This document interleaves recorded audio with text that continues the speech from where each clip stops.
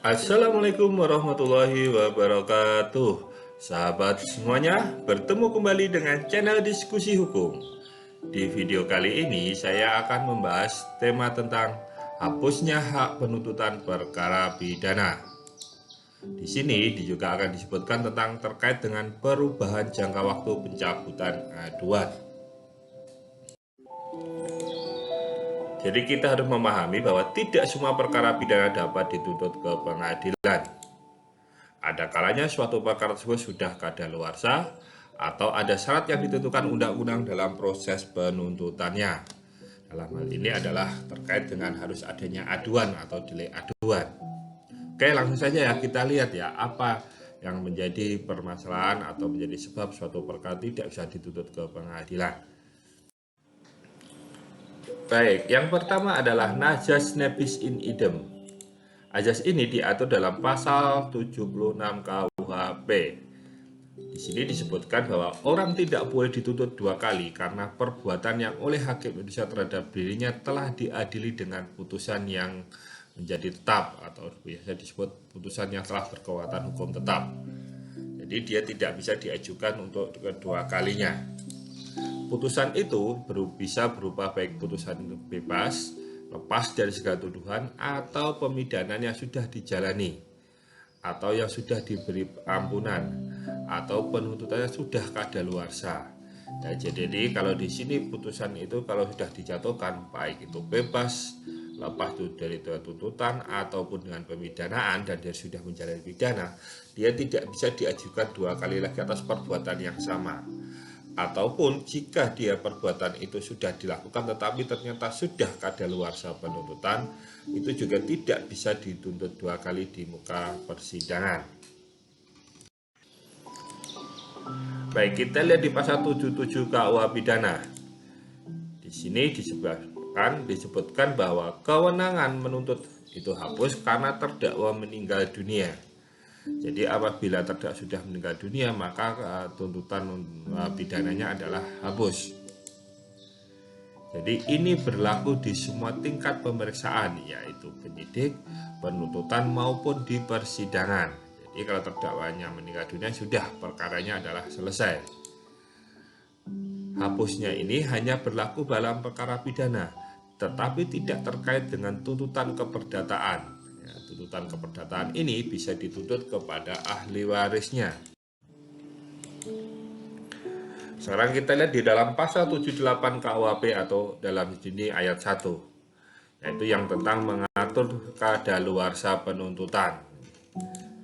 Jadi di sini disebutkan bahwa untuk pelanggaran dan kejahatan yang dilakukan dengan percetakan adalah sesudah 1 tahun.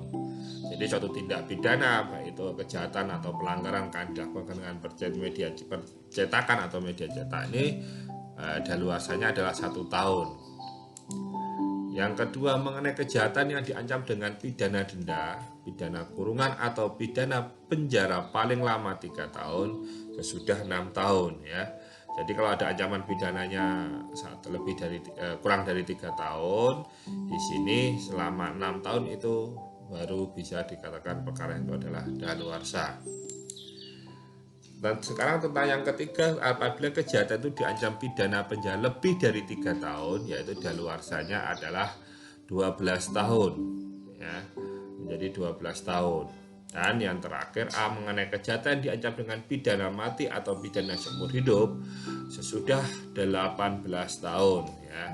Jadi ketika melakukan suatu tindak pidana itu, kalau pidana mati, ancamannya pidana mati, maka akan menjadi dan terdakwa tidak ditangkap, maka setelah 18 tahun ini baru dinyatakan daluarsa terhadap penuntutan tersebut. Kita lihat di sini ada terkait dengan daluarsa penuntutan perkara anak, yaitu pasal 76 KUH pidana, yaitu di ayat 2 ya. Bagi orang yang pada saat melakukan perbuatan umurnya belum 18 tahun, jadi jenis statusnya masih anak, masing-masing tenggang kadaluarsa di atas dikurangi menjadi sepertiga. Ya, jadi dikurangi menjadi sepertiga ya. Nah, tapi proses persidangan masih dilakukan seperti anak-anak, sampai pelaku berusia 21 tahun. Jika lebih dari 21 tahun, maka proses pemeriksaannya dilakukan secara biasa. Kalau diancam dengan hukuman mati ya, atau seumur hidup, tadi ancaman daluarsanya ada 18 tahun. Ini dikurangi menjadi sepertiga. Jadi sepertiganya menjadi 6 tahun ya begitu. Jadi yang tadi daluarsanya 18 tahun, jika anak-anak menjadi daluarsanya selama 6 tahun gitu. Kalau yang tadi percetakan 1 tahun menjadi 4 bulan ya gitu. Sekarang ada satu pertanyaan, kapan mulai menghitung daluarsa penuntutan itu? Yaitu diatur dalam pasal 79 KUHP, yaitu pada prinsipnya dihitung dari hari sesudah perbuatan itu dilakukan ya. Jadi prinsipnya hari itu dilakukan, sesudahnya mulai dihitung kadaluarsanya. Namun di sini ada yang dikecualikan, yaitu untuk tindak pidana pemalsuan atau perusakan mata uang dan uang kertas, yaitu diatur dalam pasal 244 sampai 25 KUHP, tenggang daluarsanya penuntutan dimulai pada keesokan harinya sesudah barang yang dipalsu atau mata uang yang dirusak digunakan. Jadi bukan pada saat dibuat, tetapi pada saat menghitungannya yang palsu tadi, pemalsuan uang tadi digunakan, yaitu digunakan untuk alat bukti pembayaran tentunya. Yang kedua yaitu tindak pidana kejahatan sebagaimana diatur dalam pasal 328 KUHP atau penculikan, pasal 329 KUHP melarikan orang yang telah terikat perjanjian untuk bekerja di suatu tempat tertentu, pasal 330 KUHP melarikan orang yang belum cukup umur, dan pasal 33 KUHP merampas kemerdekaan orang lain. Maka tenggang daluarsa penuntutan dimulai pada keesokan harinya sesudah si korban dibebaskan atau meninggal dunia. Hal ini disebabkan adanya kemungkinan akan terjadi suatu tindak pidana akan daluarsa sebelum diketahui. Ya, jadi bisa jadi ada suatu tindak pidana akan daluarsa sebelum itu diketahui oleh masyarakat atau dari pihak aparat penegak hukum. Yang ketiga yaitu tindak pidana pelanggaran sebagaimana diatur di dalam pasal 556 sampai dengan pasal 558A KUHP. Maka tenggang daluarsa penuntutan dimulai pada keesokan harinya sesudah daftar-daftar yang memuat pelanggaran-pelanggaran itu telah dilimpah ke kantor panitera suatu pengadilan. Karena sejak itu akan diketahui pelanggaran-pelanggarannya ya. Jadi kenapa itu tidak dilimpah ke kantor panitera suatu pengadilan? Karena di sini adalah suatu tindak pidana pelanggaran, dengan di sini berarti diperiksa dengan acara cepat. Apabila sudah dilimpah dan yang bersangkutan tidak hadir, maka berkas akan dikembalikan. Sejak itulah dihitung sejak esokan harinya sampai dengan selama 1 tahun menunggu yang bersangkutan bisa dilimpah kembali. Lepas dari 1 tahun, maka sudah daluarsa untuk mengajukan tuntutan terhadap perkara tersebut. Sekarang kita lihat tentang delik aduan. Tindak pidana atau delik hanya bisa diproses apabila ada pengaduan atau laporan dari orang yang menjadi korban tindak pidana. Karena menyaratkan adanya suatu pengaduan, maka di sini disebut dengan delik aduan. Selama tidak ada laporan, maka delik tersebut tidak bisa diajukan ke depan persidangan. Karena delik aduan, maka pihak korban dapat mencabut laporannya kepada pihak yang berwenang apabila di antara mereka telah terjadi suatu perdamaian. Delik aduan dibagi menjadi 2 macam, yaitu yang pertama yaitu delik aduan absolut atau absolut delik. Di sini hanya dapat dituntut apabila ada pengaduan seperti tersebut dalam pasal-pasal 284, 287, 293, 310 dan berikutnya 332, 322 dan 369 KUH pidana. Dalam hal ini, pengaduan diperlukan untuk menuntut peristiwanya. Semua orang yang bersangkut paut dengan peristiwa itu, baik berperan sebagai yang melakukan, yang membujuk, atau yang membantu, harus dituntut. Jadi delik aduan ini tidak dapat dibelah atau dipisah antar pelaku. Contoh dalam pasal 284 KUHP yaitu tentang perzinahan. Tidak bisa seorang hanya dilaporkan istrinya saja atau yang lelaki saja, itu nggak boleh, harus dua-duanya, karena perzinahan dilakukan oleh seorang lelaki dan perempuan atau seorang istri dengan lelaki lain atau suami dengan wanita lain. Delik perzinahan ini harus diadukan keduanya, tidak boleh dipisah salah satu saja, karena yang diadukan adalah peristiwa hukumnya, yaitu peristiwa perzinahannya, bukan pelakunya.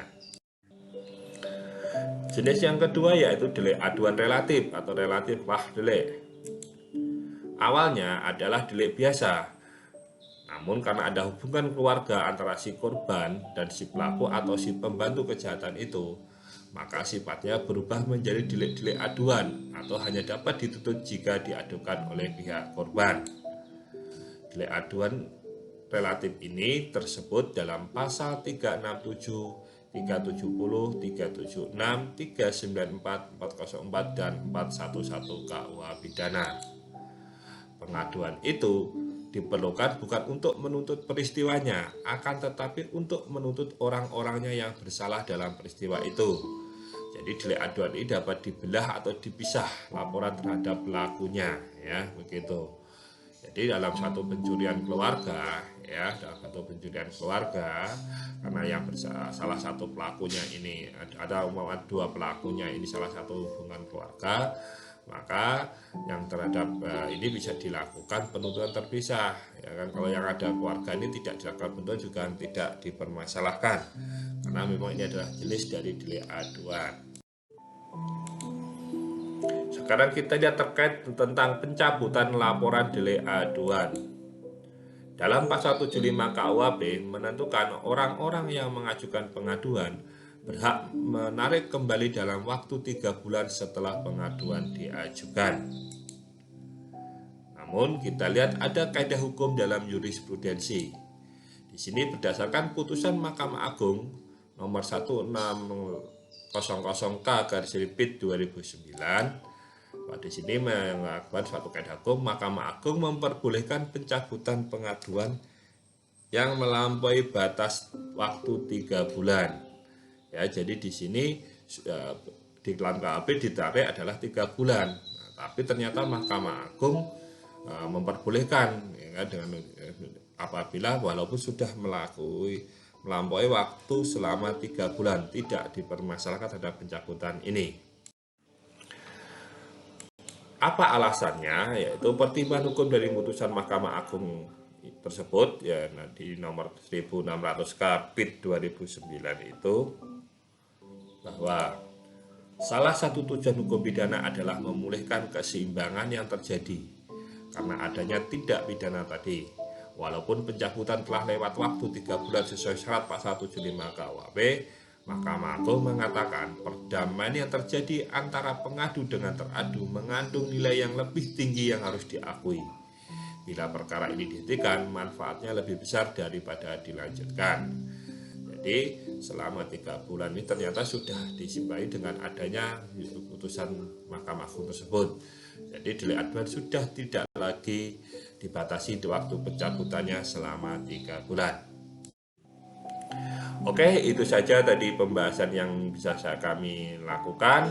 Terima kasih sudah menonton video ini, dan jika ada pertanyaan silahkan sampaikan di kolom komentar.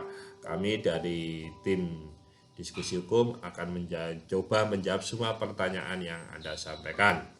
Dan jangan lupa like video ini dan bagikan kepada teman atau rekan Anda yang membutuhkan informasi terkait dengan hukum. Dan jangan lupa subscribe dan nyalakan tanda lonceng agar Anda mendapatkan pemberitahuan video-video kami terbaik yang akan datang. Sampai berjumpa di video kami selanjutnya.